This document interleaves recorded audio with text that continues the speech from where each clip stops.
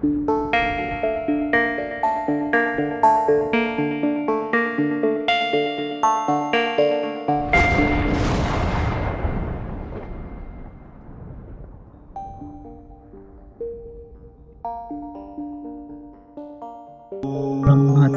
ही जीवनम, ब्रह्मचर्य ही जीवनम, ब्रह्मचर्य ही जीवनम। बीज धारण ही ब्रह्मचर्य। शरीर रे ओजस् धातुर उत्पत्ति ही जीवनर मुख्य उपादान। बाग्भट कहते अजश्च तेज धातूनां सुक्रान्तानां परस्मृतं हृदयस्थमपि व्यापी देहस्तीति निबन्धनम्। यस्य प्रवृद्धौ देहस्य तुष्टिपुष्टिबलादयः जन्नांसि नियतो नाश यस्मिन् तिष्ठति जीवनम्। निष्पाद्यन्ते यतो भावा विविधा देहसंशयाः उत्साह प्रतिभाधैर्य लावण्यम सुकुमारता जीवनम। ଏହା ବାଗ୍ଭଟ କହିଛନ୍ତି। ଏହାର ଅର୍ଥ ହେଉଛି ରସଠାରୁ ଆରମ୍ଭ କରି ଶୁକ୍ର ପର୍ଯ୍ୟନ୍ତ ଯଥା ରସ, ରକ୍ତ, ମାଂସ, ମେଦ, ଅସ୍ଥି, ମଜ୍ଜା ଓ ଶୁକ୍ର ଏହି ସପ୍ତ ଧାତୁର ଯେଉଁ ତେଜ ତାହାକୁ ଅଜସ୍ କୁହାଯାଏ। ଅଜସ୍ର ପ୍ରାଧାନ୍ୟ ହୃଦୟରେ ରହେ। ଅଜସ୍ର ପ୍ରାଧାନ୍ୟତା କେବଳ ହୃଦୟରେ ବିରାଜମାନ କରେ ଏବଂ ତାହା ସମସ୍ତଙ୍କ ଶରୀରରେ ବ୍ୟାପି ରହିଛି। ଅଜସ୍ର ବୃଦ୍ଧିରେ ତୁଷ୍ଟି, ପୁଷ୍ଟି ଓ ବଳ ଉତ୍ପନ୍ନ ହୋଇଥାଏ। ଅଜସ୍ର ନାଶରେ ମୃତ୍ୟୁ ହିଁ ହୁଏ, କେବଳ ମୃତ୍ୟୁ। ଏହି ଅଜସ୍ ପଦାର୍ଥ ଜୀବନର ଆଧାର ଅଟେ। ଏହାଦ୍ୱାରା ଧୈର୍ଯ୍ୟ, ଉତ୍ସାହ, ପ୍ରତିଭା, ଲାବଣ୍ୟ ଏବଂ ସୁକୁମାରତା ନିଷ୍ପନ୍ନ ହୁଏ। ତେଣୁ ଏହି ଅଜସ୍ କେଉଁଠାରୁ ଆସେ, କିପରି ଆସେ? ମହର୍ଷି ସୁଶ୍ରୁତ କହିଛନ୍ତି ରସାଦୀନାଂ ସୁକ୍ରାନ୍ତାନାଂ ଧାତୂନାଂ ତତ୍ପରଂ ତେଜସ୍ତତ୍ ଖଲ୍ୱ ତସ୍ତଦେବ ଫଲମିତି।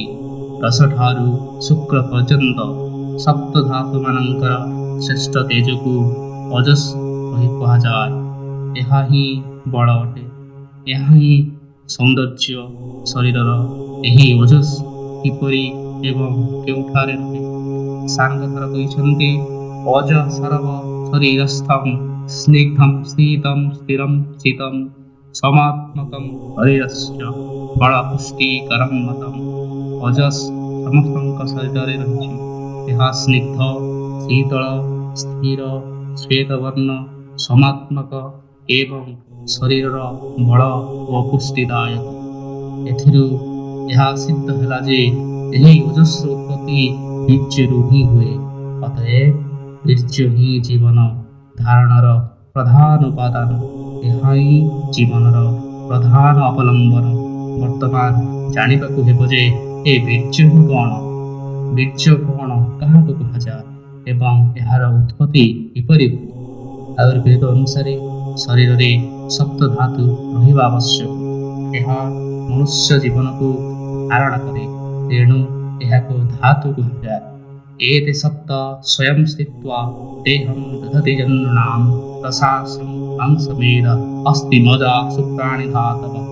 ରକ୍ତ, ରସ, ମାଂସ, ମେଦ, ଅସ୍ଥି, ମଜ୍ଜା ଏବଂ ଶୁକ୍ର ଏହି ସପ୍ତ ପଦାର୍ଥ ସ୍ୱୟଂ ସ୍ଥିତ ରହି ମନୁଷ୍ୟମାନଙ୍କର ଦେହକୁ ଧାରଣ କରନ୍ତି। ତେଣୁ ଏମାନଙ୍କର ନାମ ଧାତୁ ଅଟେ। ମନୁଷ୍ୟ ଯାହା କିଛି ଖିଆପିଆ କରେ, ଖାଏ ଅଥବା ଭୋଜନ କରେ, ଦେହରେ ଯାହା କିଛି ଲଗାଏ ଏବଂ ଯାହା କିଛି ସେ ଶୁଙ୍ଘେ, ତାହାର ଦେହ ମଧ୍ୟକୁ ଯାଇ ସର୍ବପ୍ରଥମେ ରସ ହିଁ ଉତ୍ପନ୍ନ କରେ ଏବଂ କ୍ରମଶଃ ସେଥିରୁ ଅନ୍ୟ ଧାତୁମାନଙ୍କର ଉତ୍ପତ୍ତି ହୁଏ। ଖାଦ୍ୟରୁ ସର୍ବପ୍ରଥମେ ରସର ଉତ୍ପତ୍ତି ହୁଏ। ରସରୁ ରୁଧିର, ରୁଧିରରୁ ମାଂସ ଉତ୍ପନ୍ନ ହୁଏ। ମାଂସରୁ ମେଦ, ମେଦରୁ ଅସ୍ଥି, ଅସ୍ଥିରୁ ମଜ୍ଜା ଏବଂ ମଜ୍ଜାରୁ ସପ୍ତମ ଧାତୁ ସବୁର ସାରାଂଶାର ବୀର୍ଯ୍ୟ ଉତ୍ପନ୍ନ ହୁଏ।